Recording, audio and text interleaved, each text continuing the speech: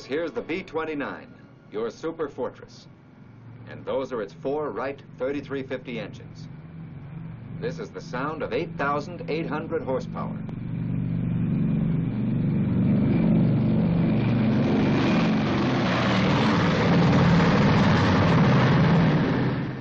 Yes, 8,800 horsepower. That's what they'll give you if this man, this B-29 flight engineer, knows his job. The ground crew maintains the engines, keeps them in condition to deliver their tremendous power. But once in the air, it's up to the flight engineer to get that power from them. It is he who must be able to interpret these instruments and adjust these engine controls so that the pilot gets exactly the power he wants and gets it economically.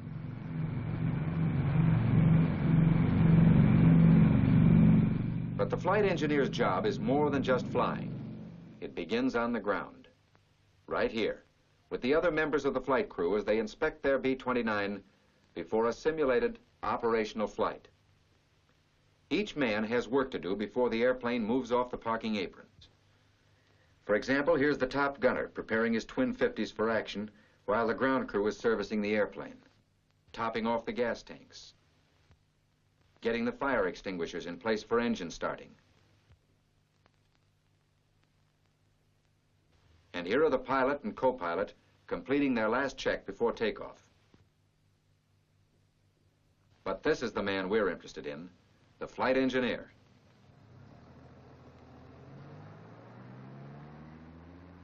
Last trip, there was trouble with the waste gate on number 3 outboard turbo. Sure, it's been fixed. But just the same, the flight engineer is the one who's finally responsible. So he checks for himself. Yes, if you're part of a B-29 crew, you have to know your job. But that's not enough. You've got to know the other fellow's job, too. Not just theoretically, but well enough to substitute on no notice at all. Today, for example, the pilot has decided to check out Lieutenant Anderson, ordinarily the co-pilot, as a flight engineer. Yes, you, Lieutenant. You've been warned about this. Now let's see how well you've prepared yourself. First of all, Mr. Flight Engineer, better get started on the bookkeeping. Well, flight engineer for a day. That's me. It looks like I've got all the dope right here in this clipboard. Forms 1, 1A, Form F, and the flight engineer's log. I guess they'll tell me everything I'll need to know.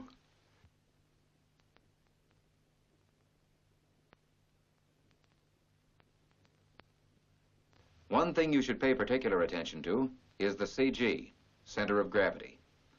It's 26% of the MAC, which is about right for this loading. Now they're ready to pull the engines through. No, let Anderson do it. He's flight engineer today, remember? Okay, now let's see.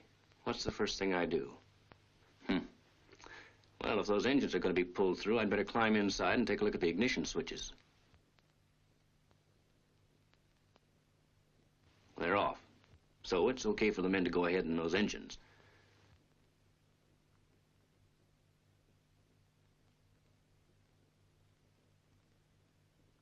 Oh, and while I'm here, I'd better check the dome and the governor pad.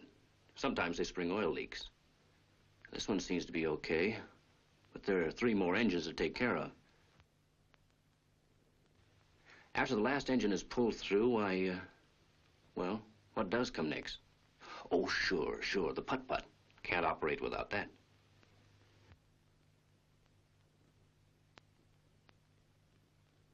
The tail gunner is already going over the generator.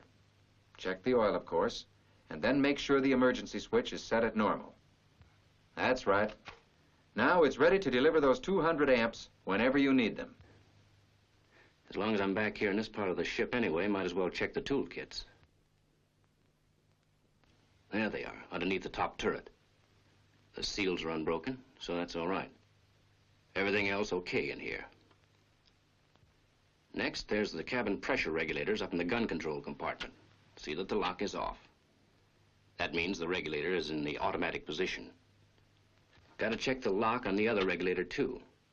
Now better take a look at the emergency cabin pressure release valve. This one has to be closed. And see there's no loose equipment near to clog it. Well, that's about all there is to check back here. Oh, but one sure thing. I better take a look at the equipment in the bomb bay. Okay, portable emergency motor in flap operating position, right where it belongs. Turbo superchargers are next. Test hood for security. Take a look at the wastegate axle. Should have plenty of play. And no ballooning in the nozzle box.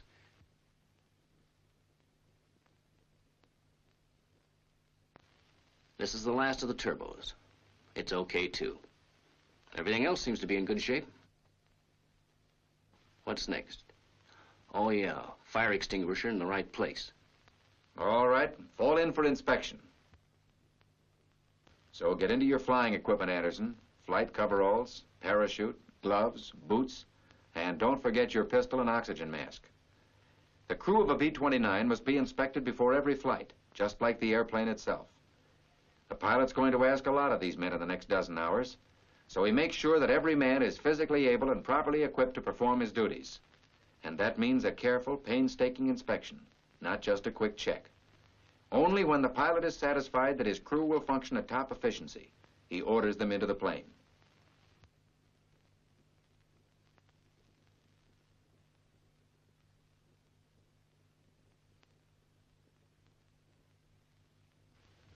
That's right, Lieutenant. The B-29 is big, but it's still crowded inside. So carry in your flight equipment. You can put it all back on again later.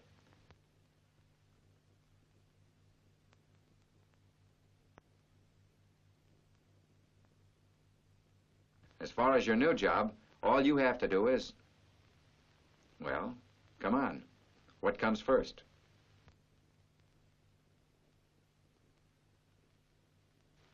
What's the matter with me? What have I got a checklist for? Uh-huh. Battery switch. Battery switch on.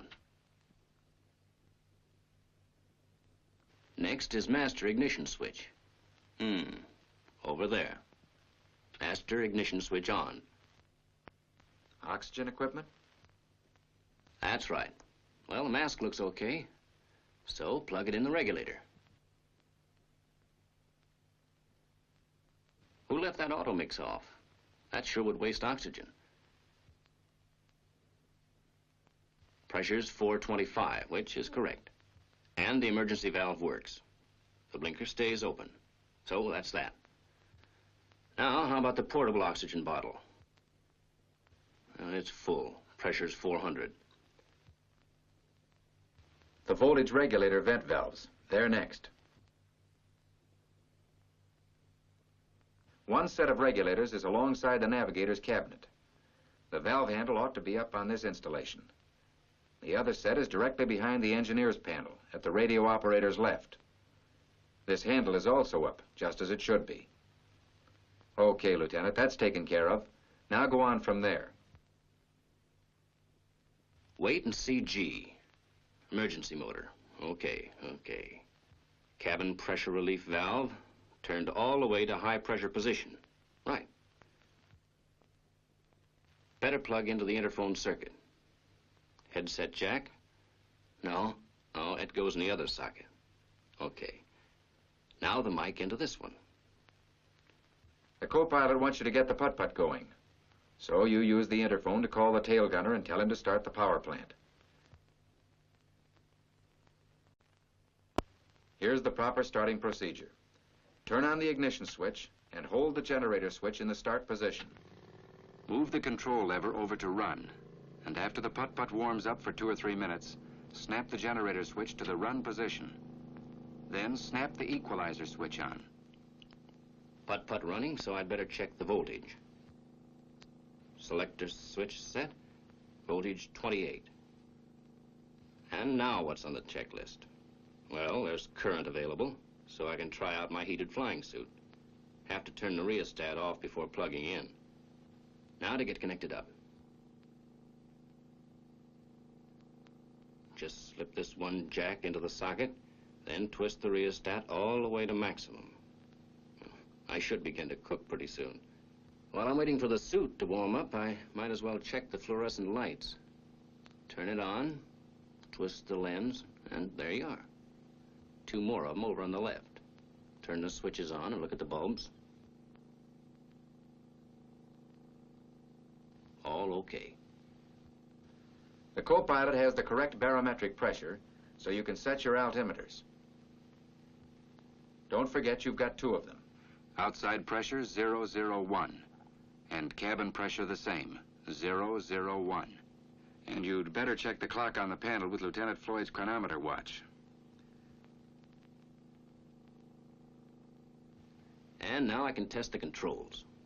Only maybe first that mixture lock should come off. Mixture controls move easily enough. And these throttles seem to be all right, too. 1, 2, 3, and 4. Okay. Vacuum pump selector valve and the emergency cabin air valves. All moving free and easy. Gosh, it's hot in here. Well, why don't you turn your rheostat off? And next comes the hydraulic system. Gauges should read around 1,000, but there's only 200 pounds on the normal pressure gauge. Now to fix that, I push the hydraulic pump switch to emergency and hold it there until the pressure comes up to about 400. Then release the switch. It'll go back to auto. Open the hydraulic shutoff valve, and the pressure on each gauge should rise to 1,000. It did. So put the hydraulic pump switch on emergency again and see if the pressure climbs above 1,000. That shows the pump will charge both systems. Shutoff valve back to close. And then what's next? Never mind, I know. Parking brakes on, wheels chocked fore and aft. How about it, Captain? The pilot has taken care of the parking brake, and he can look at the chocks on the left landing gear. Those on the right are checked by the co-pilot. Form 1A shows how much gas and oil we have, so I check the figures with the gauge readings. All the tanks are full, and not much difference between the actual load and the gauge readings either. Now, where's that checklist? Auto syn inverter switch. Oh, there it is. 26 volts. One inverter's okay. Have to give it a chance to stop running before I try the other. 26 volts again. So, it's all right, too. Cowl flaps, oil cooler flaps, intercooler flaps. Well, the cowl flaps are first. The switches are spring-loaded. Have to hold them in the open position until the indicator is up to the last line. Wide open. Take a look outside at them to make sure. Yeah, they're open. Oil cooler shutters are next. Put each one of them in the auto position.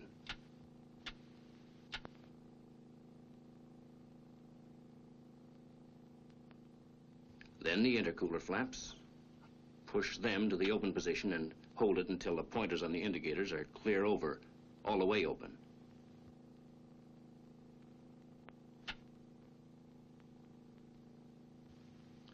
Turbo off, props in high RPM, the pilot's telling you.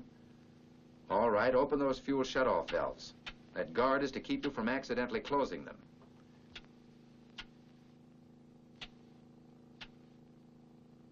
Now turn on the cabin pressure warning switch and you're ready for engine starting.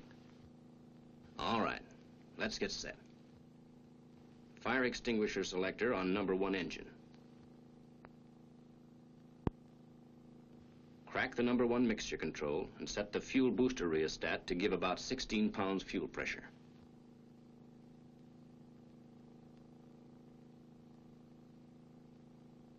Then close the mixture control. That knocks out your fuel pressure for now, but it'll come right back to the correct value when the engine's going, since the rheostat's all set. Not more than 30 minutes since the engines were pulled through. That's okay. Start 1.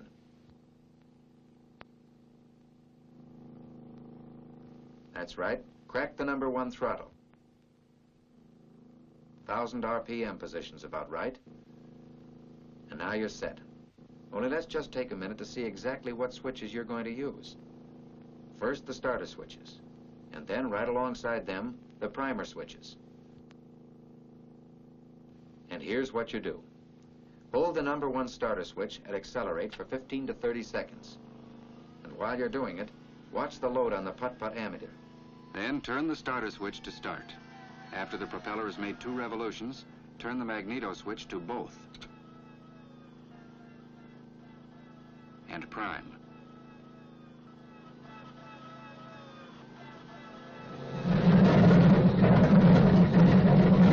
When the engine fires, move the mixture control to auto-rich. Then release the starter switch at once, but continue to prime intermittently until the engine is running smoothly.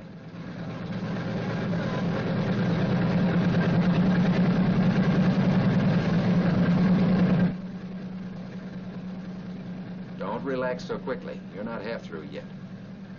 What about nose oil pressure? You're in trouble if that doesn't hit 30 to 50 pounds within 30 seconds. Rear oil pressure must be 60 to 80 pounds. And fuel pressure has to stay between 15 and 18 pounds. Okay. Guess I'm ready for engine number 2. All right. I wasn't going to forget the extinguisher.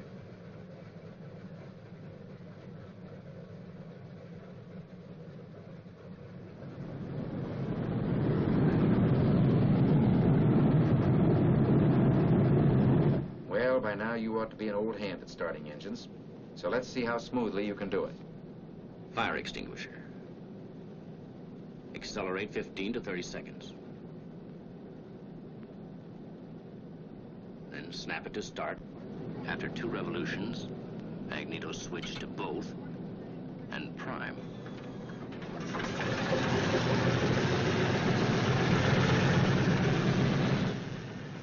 At 800 RPM, mixture controls to auto-rich.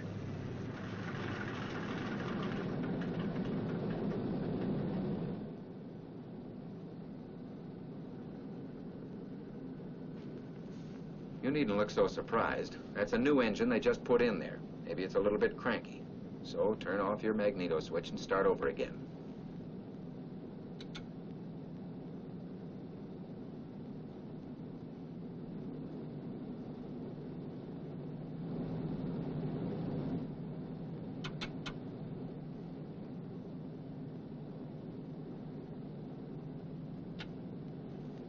No. You forgot to move number 4 mixture control back to idle cutoff. Take a look at that gurgle tube out there. Now you'll have to blow all that excess gasoline out of the engine. Set the mixture control and switch off the ignition.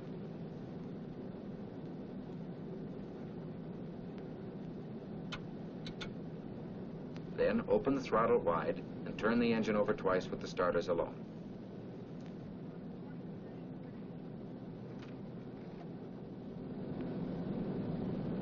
Now you can go ahead and start number 4. But first give that starter a few seconds to cool off.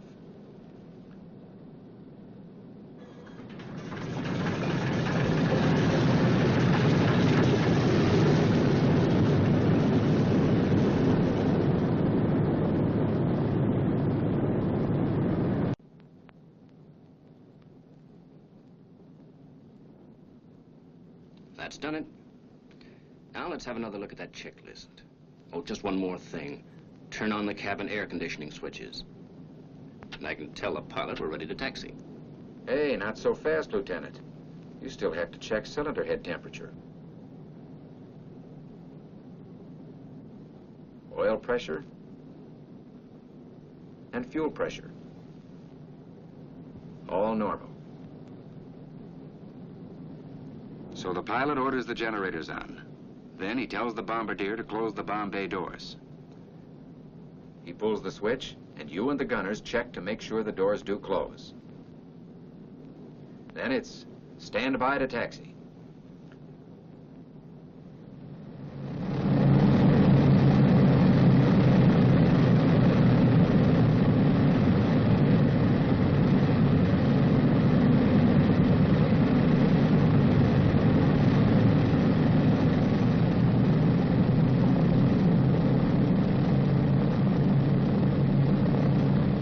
airplane reaches the runway, the engines must be checked.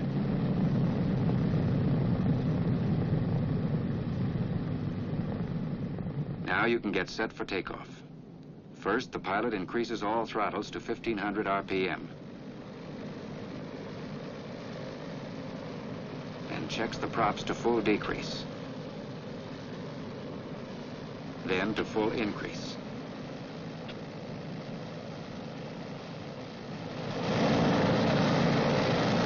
While he's doing that, check all the generators. Output voltage and amperage okay. So turn the generators off. Now that props and generators check out, the pilot pulls the throttles back to 700 RPM and tells you to check the magnetos.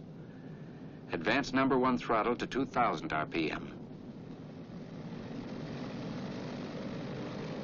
Magneto switch to right. RPM should drop a little. Anything less than 100 is okay. Then back to both. And try the left magneto. 50 RPM drop again. That's all right. Back to both and return the number 1 throttle to 700 RPM. Go through the same procedure on all the other engines, one at a time.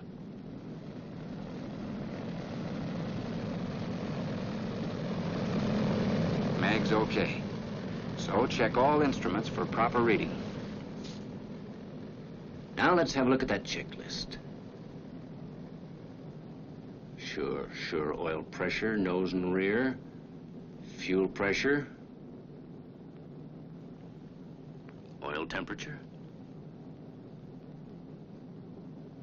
Cylinder head temperature. All normal. Guess I'm ready to take off. The pilot is ready too. He releases the parking brake and adjusts the engines for full military power. Turbos at position 8 and starts opening the throttles.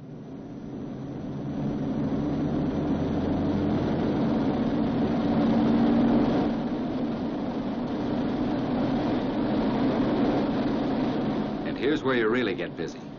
Start the cowl flaps closing. Turn on the fuel booster pumps. Switch on each of the 6 generators as soon as you're up to 1400 RPM. Since no power check has been made, the co-pilot and engineer keep a close watch on RPM and manifold pressure during the first third of takeoff.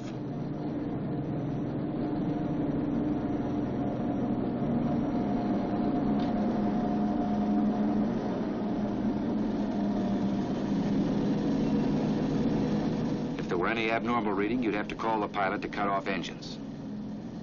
Looks fine. And those cowl flaps. You have to keep them open as long as possible. Yet they must be down around 7.5 degrees before you leave the ground. That's not easy. And above everything, keep watching your cylinder head temperature and oil pressure.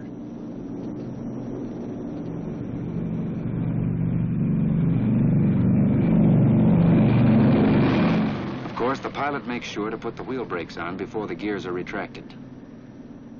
As soon as you've got safe flying speed, you can open the cowl flaps as much as 10 degrees. But don't do it unless the cylinder heads are getting hot. And now the pilot can reduce power. He's still climbing, so he sets up condition 2. Once the gear and wing flaps are reported up, call the tail gunner to stop the putt-putt. Right, and I can turn off the fuel booster pumps. Only make sure there's no drop in fuel pressure. And there isn't. Everything's okay.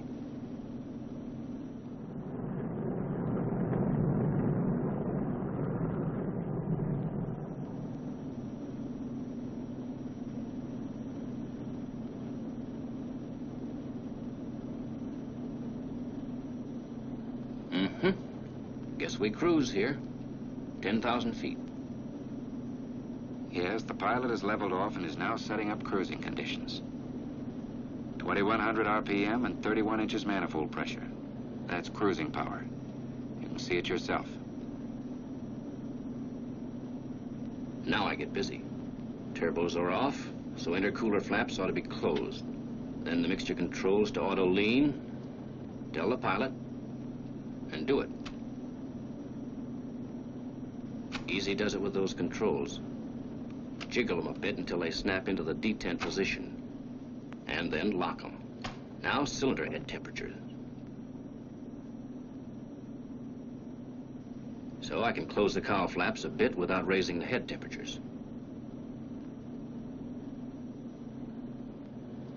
Wait a minute. This is no time for the flight engineer to rest. You've got to keep your eye on those gauges every minute. So let's check again just what you have to watch. Nose oil pressure, 30 to 50 pounds. Rear oil pressure, 60 to 70 pounds. Fuel pressure, 15 to 18 pounds. Cylinder head temperatures, not more than the maximum limit. And oil temperature, under 91. Okay. Okay. What does the checklist say? Uh-huh. Look at the generators every 30 minutes. Output voltage not to exceed 28. And the ammeter should kick over about the same amount for each generator.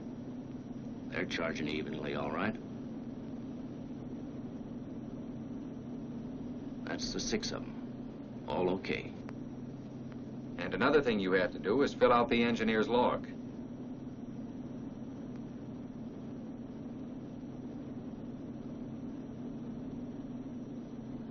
You must record percentage of power used, airspeed, rate of climb, free air temperature, pressure altitude, cowl flap setting. Every 30 minutes, you must do that. But most important of all is fuel consumption.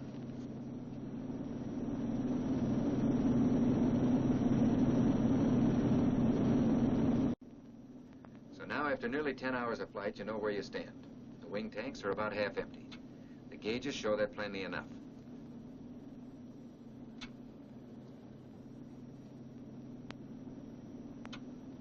Plenty of gas in the Bombay tanks, though. So let's get it out to the wing tanks where it will be some use. All right. One fuel transfer valve at rear Bombay position. Other at the number 4 wing tank position. Then turn on the fuel transfer switches. Pulling these two toward me makes the pump transfer from right to left. Then I just watch the gauge. When the needle shows that number 4 is full, turn the switches off.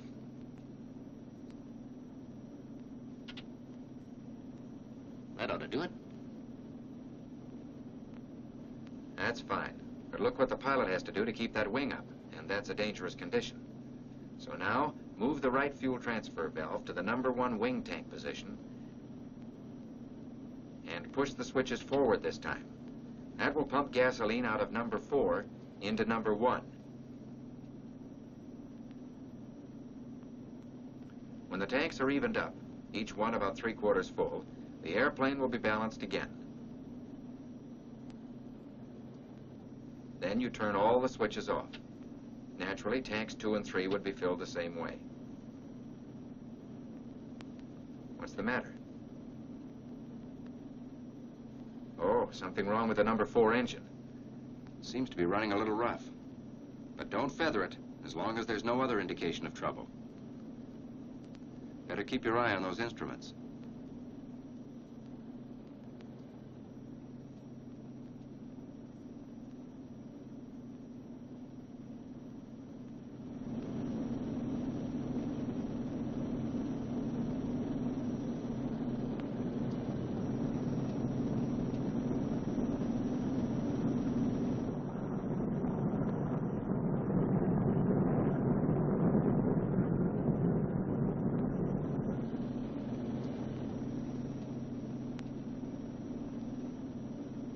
Now your flight is almost over.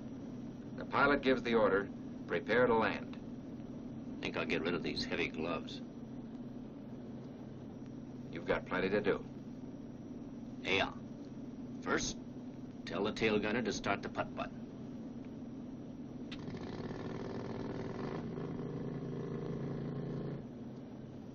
Then shift the mixture controls to auto rich. Coming into the downwind leg of the landing pattern now. I've got a job ahead of me. Yes, Lieutenant, you have a job ahead of you. A precision job. because you must coordinate what you do with the pilot's procedure. All right.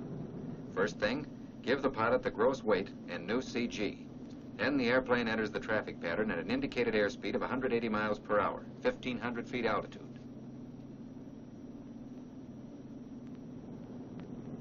On the downwind leg, the co-pilot lowers the landing gear. The engineer checks the output voltage and amperage on all 6 generators and turns on the fuel booster pumps. The pilot turns the turbo boost control all the way up to position 8. It sets the props to 2,400 RPM. Since turbos are now on, the engineer must open the intercooler flaps. Check hydraulic pressure. And set the cowl flaps to keep cylinder head temperatures between 150 and 160 degrees. The co-pilot lowers the wing flaps 25 degrees. And you keep your eye on cylinder head temperature. Just before lowering the wing flaps all the way, airspeed should be between 150 and 160, altitude 1,000. After the flaps are down, airspeed should be 30 miles per hour above stalling speed. Check hydraulic pressure again. You'll need it soon. And keep watching cylinder head temperature and oil pressure. And now you're almost on the ground. The B-29 lands at 90 to 110 miles an hour.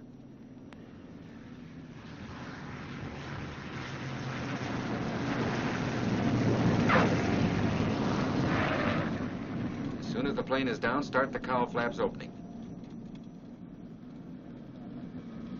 When the wing flaps are up, turn the generators off.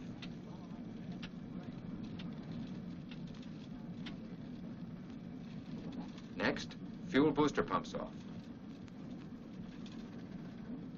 And now the cowl flaps should be wide open.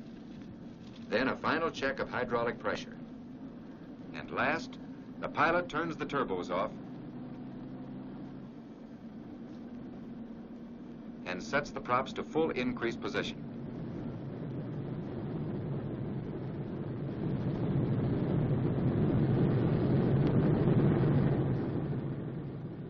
You're down now, and that's the end of the flight. And a tough one, too. Can't say I'm sorry to get out of this seat. Not quite so fast, Lieutenant. You're not through yet. The engines are still running. You started them. You stopped them. Throttle back to 700 RPM. After head temperatures have dropped to 190, make a complete mag test. Open the bomb bay doors, then mixture controls to idle cutoff. When the engines have stopped, open all throttles wide. Order the auxiliary power plant stopped. Then turn off all the switches. Magnetos. Master ignition, battery, and inverter switch. Check the parking brake. It shouldn't be set until the brake drums are cool. and after you've made sure that the wheels are chocked fore and aft, you're ready for inspection. Yes, there's an after-flight inspection, too.